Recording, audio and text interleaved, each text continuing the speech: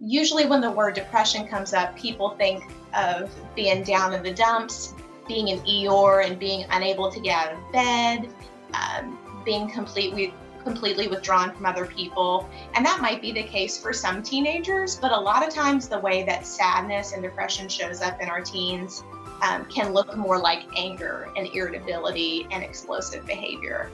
And so some of that in and of itself is normal when you're going through those teenage years and your mood's fluctuating up and down.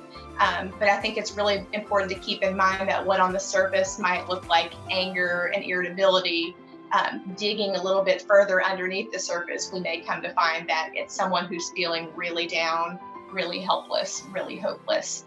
So I think that's the big piece that's the difference. Mental health challenges are often kept in the closet or even swept under the rug. We know they can affect anyone, from adults to children, and the struggle is real. Join us as we talk about relevant topics with mental health experts. Welcome to Equip Online, a place for hope and help. Well, welcome to Equip Online. Our topic for today is anxiety and depression in our teens, and how can we help them with that? My name's Wally. This is my co-host, Brian. And Brian, why don't you introduce our guest expert today? Yeah, absolutely. So we are joined via Zoom, thankful for modern technology to do that, with Meredith Weise. I think I got your name correct, which I've really been working hard to say that right. Rhymes with geese. Yes, rhymes with geese. Thank you. And so Meredith, let's see. Meredith is a licensed psychologist at the Connections Child and Family Center.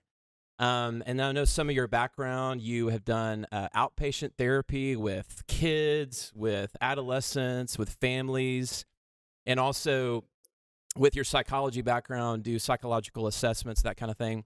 And and also you've worked in the school district you've worked in the Aldine School District as a licensed specialist in school psychology. And then even a lot of things, but you've done a lot of work with teens as well, even in your past experience where back in Louisiana, you were working with teens who came from hard places through a really cool program there where they had residential treatment centers and different, but you were helping to come alongside of the teens in that program that had to be removed from their families, had some pretty significant trauma and things like that. You were coming alongside and really helping them out a lot. So you've had a lot of experience, I think I'm excited about our topic, and I think you're a great guest for that, because we're going to be looking at teens specifically today, and really anxiety and depression and how they get stuck in that a lot of times. And so today we really just want to look at, with teens, and I'm a parent, and you had teens back in the day, a few years back. They're a little older now, back in the day, right? But for me, I'm a dad of teens right now. I've got a couple of teens in my household, and I know part of that time of life, there's a lot of normal ups and downs with having anxiety and feeling down and depressed, but there's also, a level that you go beyond normal, and so I think it's good. So we're going to talk a little bit about that. And then I think you're going to share just some practical strategies today on how to help parents really connect with their teen through a thing called DBT. So I'm excited about jumping into that. So sure. So let's go ahead and jump into the conversation.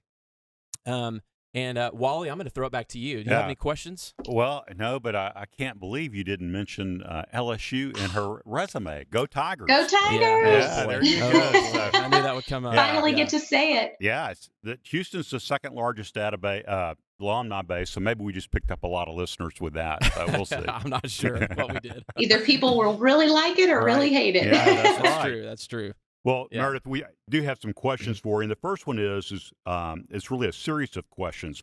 What does depression and anxiety look like in teens? And how is that different than it appears or manifests itself in adults? And then lastly, what's typical for adolescents and what should cause concern for us as parents?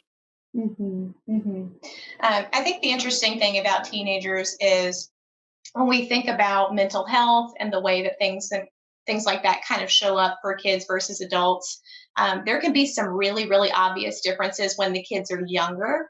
So when I think about anxiety, the younger the child is, the less vocabulary that they have to be able to say, I'm worried about this, I'm worried about that. So the younger the kid is, oftentimes what you're going to see is crying, tantrums, in addition to some of those more typical worries, fears, stomach aches, headaches. And teenagers, at least at that point in time, hopefully they have a little bit more vocabulary to be able to describe it, but they still may not yet have the wherewithal to know that the amount that they're worrying, the amount of reassurance that they need is out of the norm. Um, and I also think it's important to recognize that they may not recognize in themselves just how severe it is. Whereas adults, we have fully formed brains, we're able to plan, organize, execute. And sometimes we can better recognize when this is impacting us in a very severe way, whereas our teens may have more difficulty recognizing that.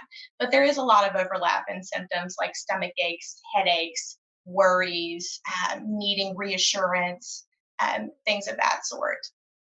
In depression, I think the big factor to think about is usually when the word depression comes up, people think of being down in the dumps, being in Eeyore and being unable to get out of bed, being completely withdrawn from other people. And that might be the case for some teenagers, but a lot of times the way that sadness and depression shows up in our teens can look more like anger and irritability and explosive behavior. Um, and so some of that in and of itself is normal when you're going through those teenage years and your mood's fluctuating up and down. But I think it's really important to keep in mind that what on the surface might look like anger and irritability, digging a little bit further underneath the surface, we may come to find that it's someone who's feeling really down, really helpless, really hopeless.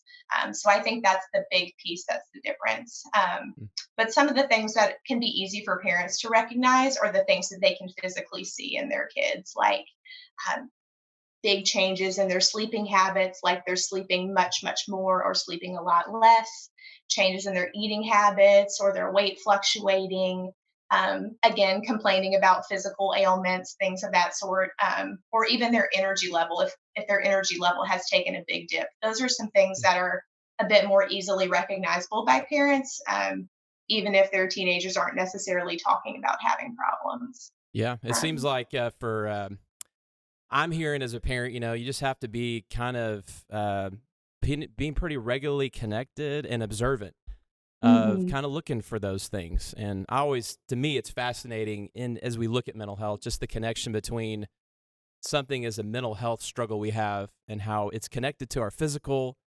It's connected to, it has physical symptoms that it could affect our body. mhm, And so I think it's interesting how we're a holistic person. It's all connected together. Hmm. So that's interesting. mhm. Yeah, I think that's a really easy place for parents to start and watch is just watching what their child is doing and those basic daily living functions if they're seeing changes Yeah. in that. Changes in that could be depression and it could be anxiety too. Um, and I know, Wally, you mentioned how do we really tell the difference between what is normal teenage behavior and those changes that come about when Right. they're going through puberty and starting to try to um, individuate and find themselves as their own person versus what is a problem that might need more intensive help. Any parent of a teenager probably knows that teenagers tend to be more moody, Really? right? Their Yeah. body's going through a lot of their body's gone through a lot of changes. They're starting to push the boundaries within the family system to try to figure out who they are as their own person. So more moodiness, that's relatively normal. I think when it becomes a problem is when you're seeing moodiness that does not relent. So if it's been a week or two and your child has consistently been very irritable or seemed mad or angry and they can't seem to come up out of that mood, um, no matter who they're trying to connect with or ways that you've tried to help, that's when it might be cause for concern. Really looking at, I think the two big catch-alls are persistence, so how long it's lasting, and also the severity of it. So those are two key things to look for.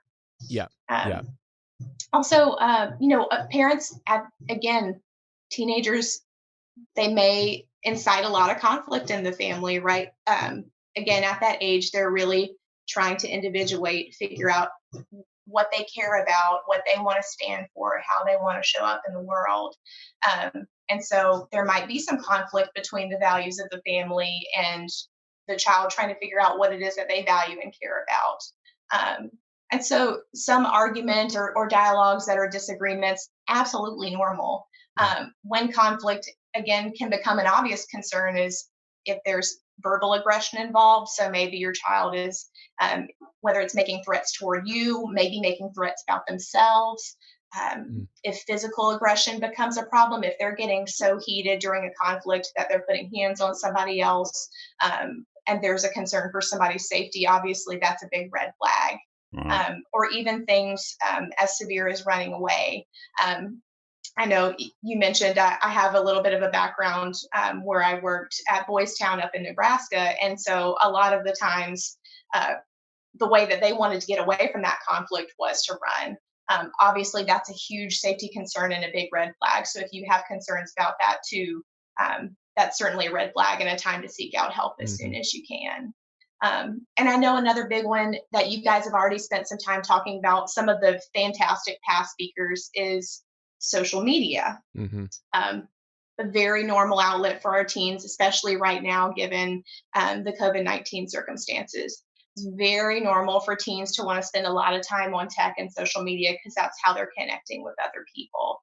But again, red flags are mostly around safety concerns. So if they're getting so sucked into sites that they can't engage in any other part of their life, if they're spending a lot of time on sites that might be dangerous or problematic. So I'll think about things like there are sites out there that promote eating disordered behavior or talk about violent things, or if they're being unsafe and talking to people they don't know and you think they might be making plans to try to connect with those people. Again, those are big red flags and cause for concern as well. So I know those are some pretty severe ones, and I think that parents can get very nervous even at any change in their teen, but just recognizing that there's going to be a lot of ebbs and flows in their mood. But when that child gets stuck in that mood and it's hard to pull them back out again, that's when we need to be concerned and maybe be talking to them more about what's going on and do we need someone else to talk to so that you feel safe and you can find an outlet to figure this out. You know, I would think too that even as we look at what's going on, that they have access to with the quarantine. Even we're in quarantine, so that's got to have one impact on them. But then in addition to that, the news about the quarantine and what's going on in this unusual period has to have an impact as well. I mean, I remember my son at 3 years of age, and I know we're talking about teens today, but the stomach aches, and went, oh man, I remember that period of time when he was getting them.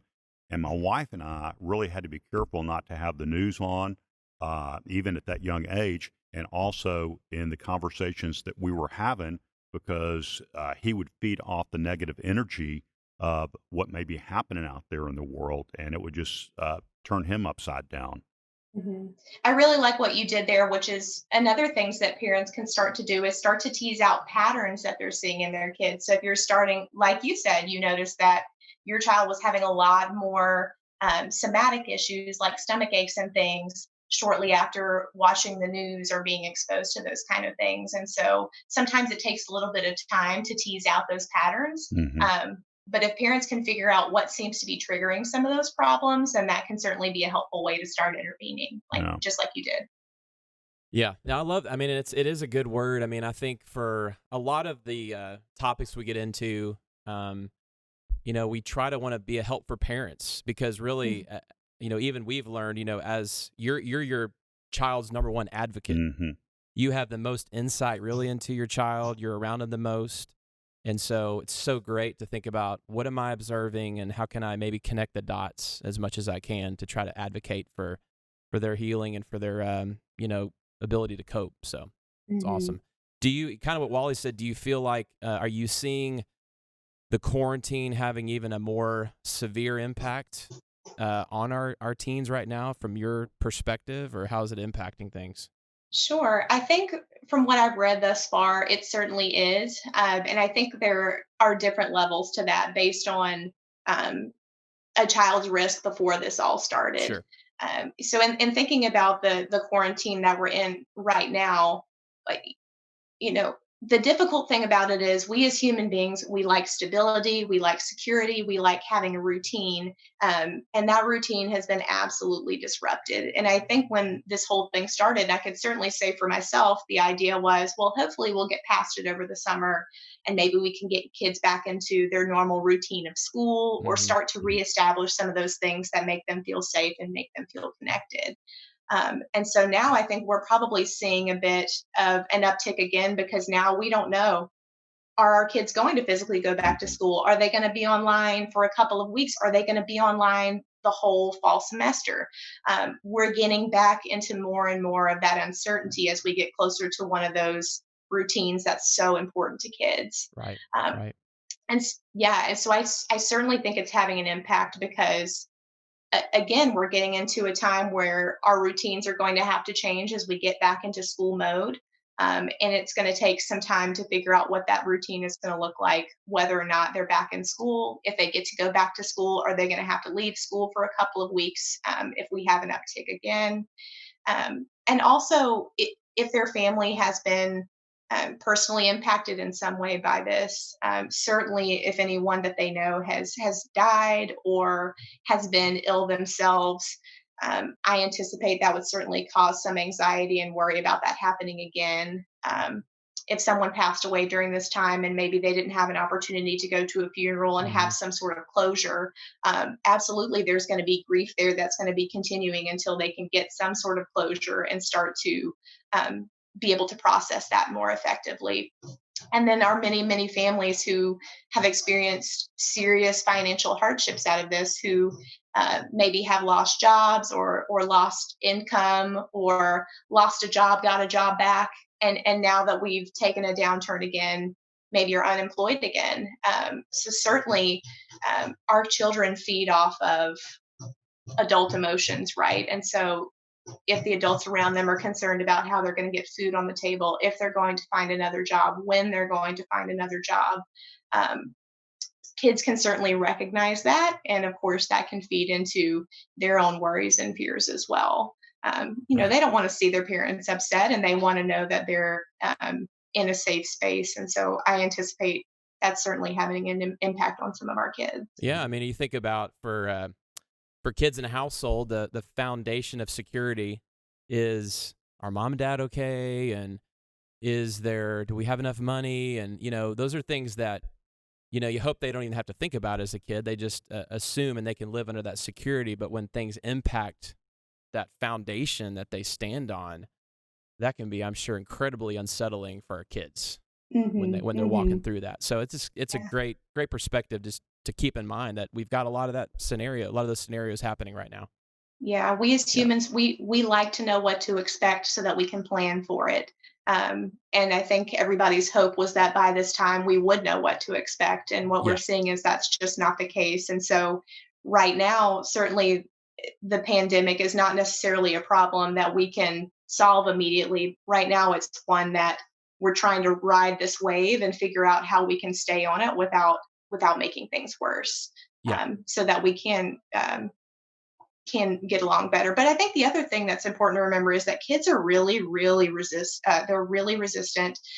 They're really flexible as well. And so if you have kids who maybe didn't have any mental health concerns before this started, their family support system is intact and they've had some contact with their peers, they're probably going to get through this just fine, and be resilient. And there may be some ups and downs, but they've got those protective factors in Hmm. place. Whereas maybe some of our kids who before this all started, they were already struggling, or maybe they lacked that social support that they needed. And Yeah. now the little bit that they had might have been stripped away even more.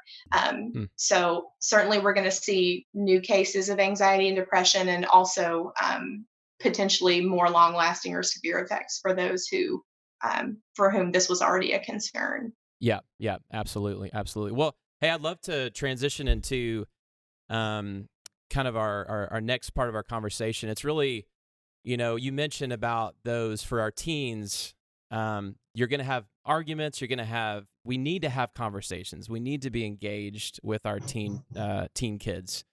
And so I know one of a popular therapy that's being used right now is called DBT. So hopefully it's Dialectical Behavioral Therapy. Did I get that right? You did. Okay, perfect. And I think it's being used in a variety of ways right now. And my understanding is a little bit of it is kind of realizing that there's different perspectives on any particular issue, and each of those perspectives can really be a truthful way to see something, and we don't always remember that. And so I'm really curious, and I think what I'd love to do is maybe unpack a little bit about what DBT is, and then for the remainder of our program today, just to talk about a practical way that parents can use this right now with their teens. So maybe at first, just tell us a little bit about what is DBT, if you want to unpack it just a little bit. Sure. I think you hit the nail on the head, and you got the name right. Yes. Dialectical behavior therapy. Dialectics is really this idea that two opposing things can exist at the same time, and when they come together, create a new truth. And two different points of view can both be valid at the same time. And so dialectical behavior therapy was really begun to try to treat adults who had very severe emotion regulation problems. So a very difficult time regulating their own mood and their behavior in response to that.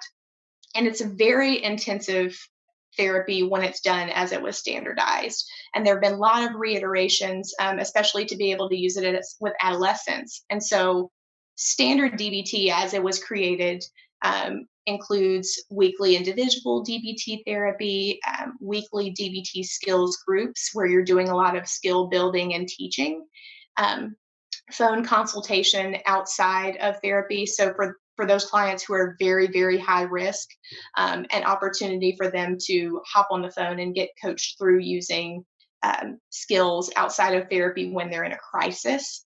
And then consultation support for the therapists who do standard DBT, because typically it's used with very high risk clients. And by that, I mean people who are actively suicidal, who self-harm and might be putting themselves in danger of grave bodily injury, people who might accidentally harm other people because their behavior can be explosive.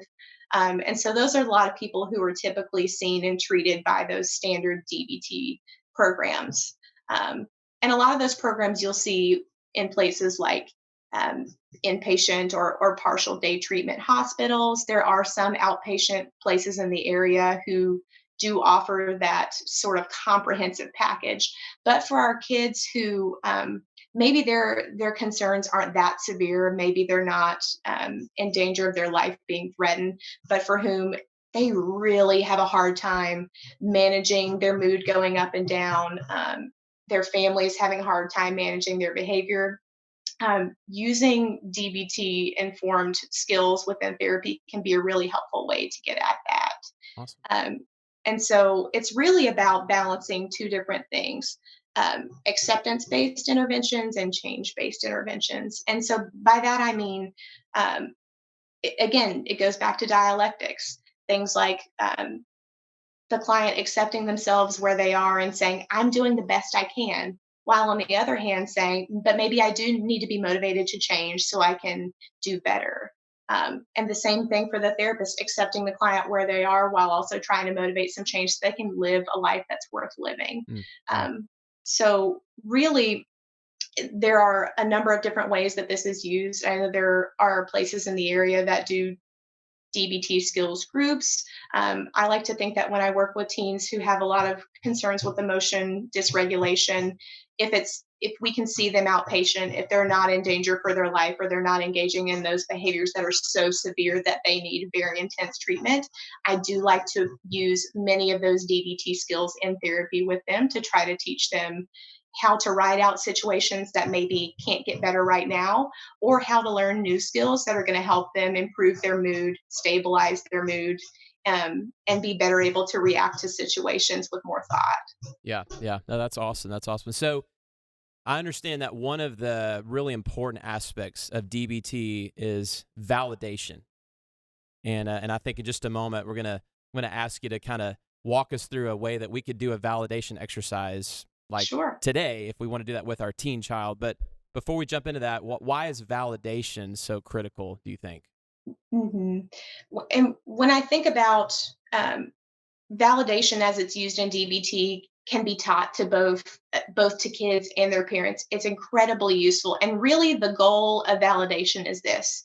It can be to build and maintain relationships, especially let's say if a parent and child are in conflict. You want to get through the situation without making it worse. And validation can be one way to do that because it tends to help diffuse situations, reduce anger, reduce blame, so that both sides can better listen to each other. And so I think when considering when to use this, you're really thinking about, is this a relationship that I'm trying to maintain? Or am I in an explosive situation where I'm trying to simmer down the situation so that we can think more clearly? Yeah, yeah, no, that makes a lot of sense. hmm Well, I'd love to unpack that. I know, Wally, even for you, with your own kids, what's been your experience with validation, or as you think about that, what does that make you think of? Yeah, so I don't know if this is the same as what you're talking about, Meredith, but Sure. three things that I try to communicate to my children on a regular basis as they were growing up. And I learned this from another man that was a mentor in my life. But number one, I love you. Number hmm two, what you're good at. And I would look at a skill there. So they may be really good at building, models or different things. Just compliment them on things that I saw that they naturally was within their skill set. And then third would be to say that I'm proud of you. And I would try to do hmm those three in tangent with one another. And the proud would focus more on a character trait, like, I'm really proud of you in that situation where you had an opportunity to be dishonest, but you weren't. You were honest, and they overpaid you, and you gave the money back. Whatever it may be, Sure. something along those lines. And so I always tried to use those three in my children's life to validate them. That may not be the same thing that you're talking about here, but I do think that proactively what that does is it's making a deposit in their emotional bank, if you will, so that later on, when other conversations arrive, there's that deposit to draw upon, and they know that I don't mean them harm. Mm. I really like what you're doing there. And its validation is very similar. You may not necessarily make a deposit, although it can definitely open up a conversation for that. But in the same way as you use those skills that you just talked about, validation is really a way to try to open up the chain of communication. So maybe you have a kid who just doesn't want to talk to you about their problems, and that's okay. But we want them to know that we're here, we love them unconditionally, we accept them, we affirm that the way that they're feeling about a situation is valid, even if we don't like the way that they maybe reacted to it or what they said or what they did. So, for example, when I teach validation, I like to use this little mnemonic, and I think there's within other therapists have this sort of similar thing in their bag as well. But I like to use the mnemonic give, which is spelled GIVE, give. And the first letter of that is be gentle. Um, Basically, that means when you're going into a situation to talk to your child or try to open up that communication, go in without judgment and intentionally trying to remember that you're not going to judge and you're not going to attack, even if something happened that you really didn't like. The I stands for act interested. And I think this is something that's really difficult for us to do sometimes. We want to listen, but we also want to do it very mindfully, shutting off our phones, not looking around at other things going on. We want to be completely and totally interested in our own child so that they know nothing else matters right now except this conversation right here. Um, V stands for obviously validate, and I'll talk a little bit through some examples to do that as well. But really, you're just affirming that how they're feeling about a situation is valid. It's not wrong, it's not faulty. Your experience is true and real. And then the E stands for easy manner. So thinking about your body language when you're talking to your child. Smile if it's appropriate. Use humor if it's appropriate to try to diffuse a situation. Use non-threatening body language. Instead of crossing your arms, opening yourself up, because that can really communicate that I really am here to listen to you and I want to listen if you're willing. Mm. Yeah, I That's love really that. good. That is so good. Yeah. Yeah. Mhm. I wish I could have just heard that, maybe a couple years ago. So, hey, but this is great. This is really, really good. Yeah. Yeah, so you said, because I love what you're saying too, because sometimes with teens, they are exploring things, they react to things, they get pulled into things that Mhm. are polar opposite of, I didn't raise you this way, and I can't believe and as a parent, sometimes you can just react and just get so shocked. And so even the fact that you started with gentle, I think Mhm. is such a huge thing, because I feel like, as I've interacted with parents, when we react that way, it just shuts it down. Like, it just shuts it down Mhm. immediately before we even have a Mhm. chance to even get into that conversation. Yeah, we as adults, we want to be fixers. We Right. don't want our kids to hurt. We don't want to see them in pain. We don't want to see them run into a consequence so bad that it affects their life. And the truth is that during childhood, that's not as much of a problem, but as they grow through those teenage years, they're starting to run into adult consequences by that Right. point in time. And so validation, while we're going to use some words to do it, it's really a listening skill. So when I teach this, I kind of say there's three different things that you can validate. You don't have to do them all. Just pick one, whichever you think might be easiest for you. So the number one thing would be validate the feeling. So let's say maybe your child just went through just an awful breakup and they are torn up about it. Um, Maybe they don't necessarily want to talk about it, or maybe they're going off and having a hard time. Way that you could validate the feeling would be to say something like, I can see that you're absolutely devastated about this. So the feeling being devastated, and it can be whatever you think the feeling is in that moment. Hmm. Upset, down, angry. And sometimes I think that particularly parents might be afraid to do this because they don't want to get the feeling wrong. But what I like about it is if you use this with younger kids, you're starting to help them label those feelings. And when you use this with older kids, if you get the feeling wrong, that's okay. You're getting them thinking about if they're going to correct you, they've got to look inward and figure out what they're feeling. Um, and you want to be corrected if you get it wrong. You really do want to know how your child Hmm. is feeling. And so if you get the feeling wrong, that's okay. Let them correct you, apologize, and say, okay, now I understand. The second thing that we could try to validate is just how hard things are for them right now. So thinking about maybe you've got a kid who got invited to a big birthday party in the middle of this pandemic. Maybe a family is still doing that and your family's not, and you have to break the news that I really want you to be able to go, but right now it's just not safe. And they're panicking and they feel like the world is ending, and it's just not fair. Everything's falling apart. You could say something as simple as, I can see how hard things are for you right now.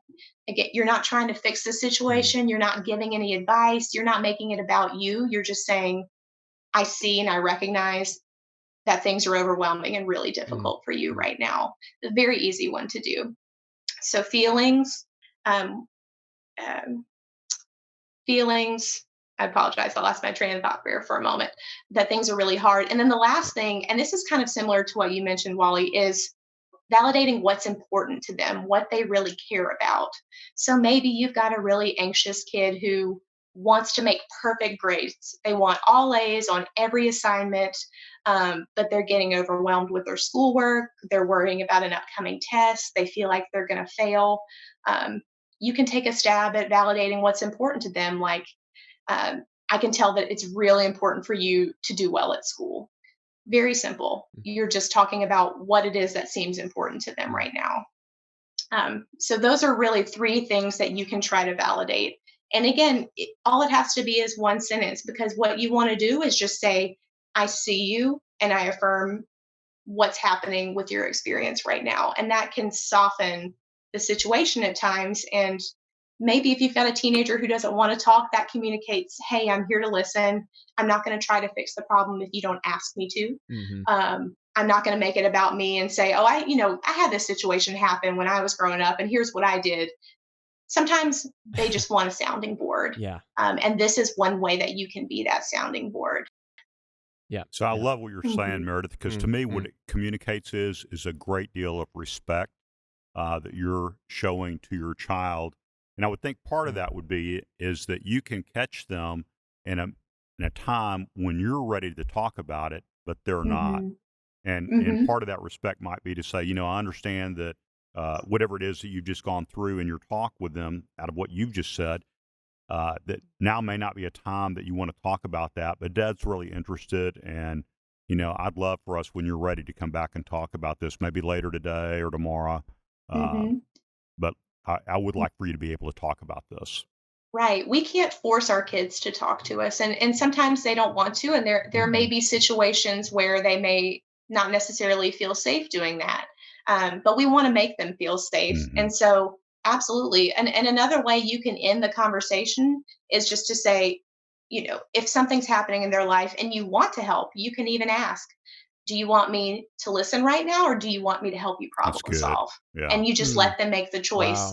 And if they don't want help problem solving right now, that's okay. You just let them know, I understand, and I'm here if you want help with that problem. Yeah, that's a great question. I love that, and set the expectation. And I think there's so many good things there. I think sometimes even in the church world, as for me as a Christian, sometimes when you're getting to that level about how hard something is or how disappointing something is, like you use the example of the quarantine, and our whole world has disappointments, things that have been canceled and all these things. And sometimes we can throw some kind of platitude at them like, well, we shouldn't worry, it's all going to be good, and we should just be joyful. Like we want to try to sometimes throw out a saying or a quote or a Bible verse too quickly. Like, eventually if we're in the problem solving mode and we want to look to find hope, obviously that's the place to do that. But I think to just be able to acknowledge, this really is hard. You know what? And let's just leave it at that for now. Like, let's just acknowledge, I think even as adults, I've seen sometimes we almost feel guilty for just, but I should have more faith, or I should be more mature than that. It's like, it's okay just to grieve sometimes and just admit this is hard. Yeah. I've just seen that's powerful. Absolutely. And what I really like that you said about this is this brings me back to the theory behind DBT, which is this is not true of every child, but there are some children who are very emotionally sensitive. They're very reactive, even to small stimuli or small situations that happen to them. And when they get reactive and they get emotional, it takes a long time for them to come back down to their typical mood level. And those kids can be really hard to parent. They can be really hard to deal with. And so not only do you have some kids who are biologically more prone to this, sometimes there's not a great fit with their environment in order to respond to that, whether that's through the family or maybe through their peer groups, because we want to fix the problems. Like a lot of times we may not see why things are such a big deal. And so we may say something like, oh, don't worry about that. It's not a big deal. Or why are you reacting like this? This is not a big deal. Don't worry about it. Or you're being too sensitive. Most of the time when we say these things, it's not out of malintent. We want our kids to feel better, or maybe we see something as irrational, but they don't. But in their mind, this is the only thing that they see. Right. And so when you have someone who's highly emotional, who keeps getting told inadvertently, your experience isn't right. No, I'm trying to tell you I'm in pain. No, don't worry about it. It's not a big deal. That can start to escalate, and that can shut down that communication chain because they're just not getting heard. And so validation is one of the big solutions for that. Like you said, just to say, I can tell things are tough right now. Yeah, absolutely. Well, hey, we're getting to the point where we have to start wrapping up here. This has been so good. So good. And I know, and Walt, I don't know if you have anything else you want to add, but, in in a minute, is there anything, Meredith, a final little word you'd love to leave with us today as we wrap up? Any final challenge or thought as we kind of wrap up our conversation? Sure.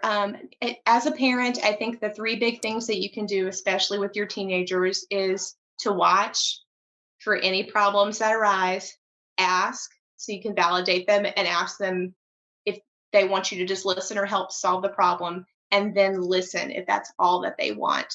And like we talked about with some of those normal versus abnormal behaviors, if you're seeing red flags, absolutely reach out to somebody. If your teen asks to talk to somebody, figure out what might work best for your family to do that so that you can honor that for them. I know our community has a ton of resources, Yeah. so definitely use them. And some of them can even be free to help you figure out what might work best for you and your family. Awesome. Awesome. Well, this has been, like I said, a great conversation.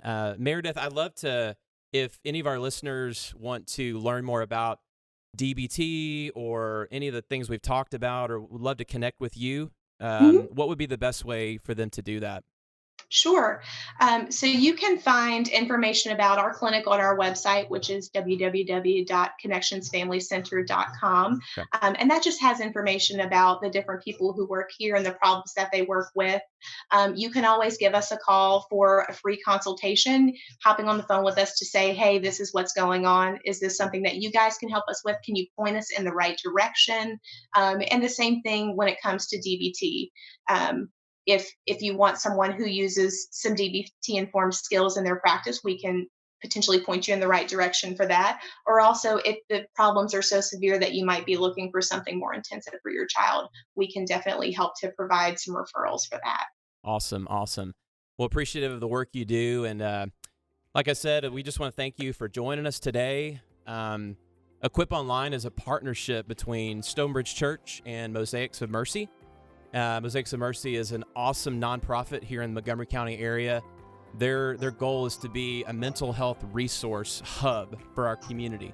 So they're a great place to connect and learn how to take some next steps to pursue your mental well-being. And so if you want to find more resources or some next steps, we encourage you to go to our website and to learn more. But it's been a great conversation. And we just want to encourage you to keep pursuing your mental well-being. And our desire for you is that you would walk in the fullness of life that you were created for. God bless. Thanks again, Meredith. Thank you, guys. Hey, thanks so much for watching. We're really passionate about shedding light on mental health. If you found this discussion helpful or beneficial, be sure to like and share the video. If you want to see more, be sure to subscribe and don't forget to ding that notification bell so you know when we release a new episode. We'll see you next time.